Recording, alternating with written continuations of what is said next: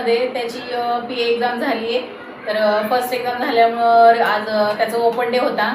Open डेमध्ये त्यांचे paper वगैरे दाखवले, त्याला छान मार्क्स पडलेत आणि तो ट्युशनला जात नाही, काही नाही, घरीच मी करून घेते त्याचा होमवर्क किंवा जास्तीचा अभ्यास वगैरे सगळं मीच करून घेते घरी आणि त्याने चांगला अभ्यास केला आहे.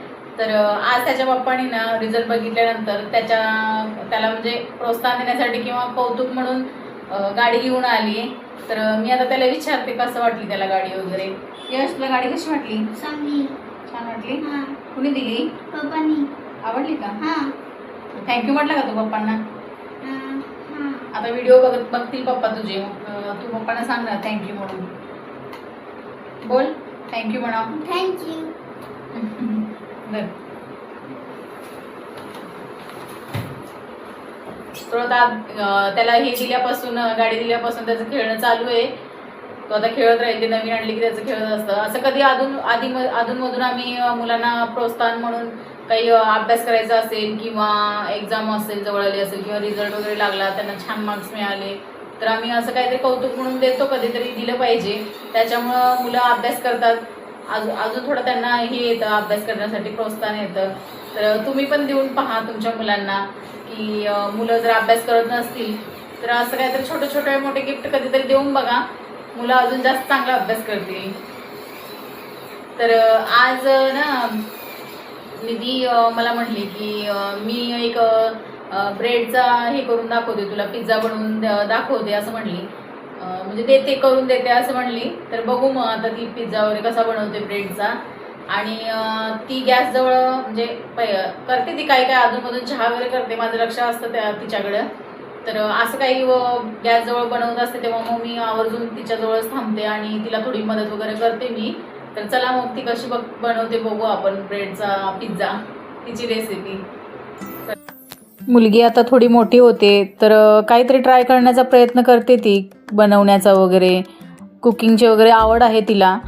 तर ती मला सांगत होती आज ब्रेडचं पिझ्झा वगैरे बनवूया, तिची इच्छा झाली. मग चल म्हटलं बनवूया. तर तिने आधी सगळी तयारी करून ठेवली होती, कांदा टोमॅटो सगळं कापून. तर मला सांगत होती त्या पद्धतीनं मी तिला करून दिलं, कारण गॅस जवळ थांबणं मुलांनी वगैरे काही भाजेल वगैरे म्हणून मग मी स्वतः करत होते आणि ती सांगत होती त्या पद्धतीनं मी करत होते. तर पहिल्यांदा मी ब्रेड भाजून घेतला, एक साईडला ब्रेड भाजून घेतला आणि तो भाग वरती करायचा, भाजलेला भाग, आणि न भाजलेला भाग खाली करायचा. आणि मग नंतर त्याच्यावरती केचप पसरून द्यायचं.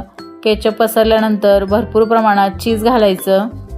चीज घातल्यानंतर आपण जे कांदा टोमॅटो कॉर्न आपल्या आवडीनुसार घालायचे. काही जण याच्यामध्ये सिमला मिर्च पण घालतात, म्हणजे पिझ्झामध्ये ऑलरेडी सिमला मिरच घालावंच लागतं, असायलाच पाहिजेत. पण माझ्या दोन्ही मुलांना सिमला मिर्च आवडत नाही म्हणून ती म्हटली की सिमला मिर्च नको मम्मी. बरं म्हटलं सिमला मिर्च नको, तुम्हाला दोघांना पण आवडत नाही तर. मग सिमला मिर्च आम्ही स्किप करून बाकीचं कॉर्न कांदा टोमॅटो आणि चीज वगैरे घालून घेतली, केचप घातलं आणि आता हे सगळं पसरून देऊन परत आणि त्याच्यावरती भरपूर प्रमाणात चीज घालायचं आणि ह्याच्यावरती झाकून ठेवून एक 3-4 मिनटं चांगलं वाफवून घ्यायचं. एक साईड तर भाजून घेतली आपण, आतली बाजू, आता खालची बाजू चांगली भाजू द्यायची. तर कशी वाटली रेसिपी?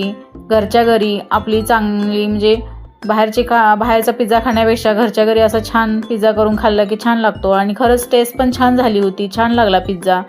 तर तुम्ही पण असा पिझ्झा ट्राय करून बघा घरच्या घरी, खूप छान होतो.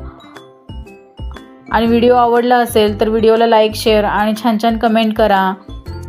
आणि सबस्क्राईब करा. सबस्क्राईब केल्यानंतर माझे व्हिडिओ तुमच्यापर्यंत येऊन पोचतात आणि तुम्ही ते पाहू शकाल.